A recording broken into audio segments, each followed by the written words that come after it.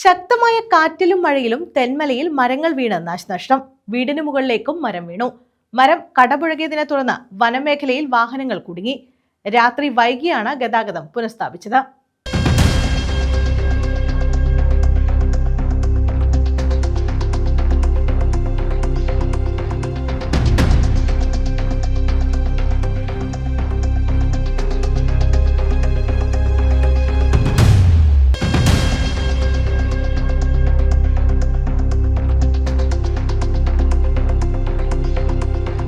ശക്തമായ കാറ്റിലും മഴയിലുമാണ് തെന്മല പ്രദേശത്ത് വ്യാപകമായ നാശനഷ്ടമുണ്ടായത്. വെള്ളിയാഴ്ച വൈകിട്ട് 4 വീശിയ കനത്ത കാറ്റിലും മഴയിലുമാണ് ഏറെ നാശനഷ്ടം. തെന്മല റെയിൽവേ സ്റ്റേഷന് സമീപം അഖിൽ ഭവനിൽ ശ്രീകുട്ടന്റെ വീടിന് മുകളിലേക്ക് സമീപത്ത് നിന്ന കൂറ്റൻ മരം കടപുഴകി.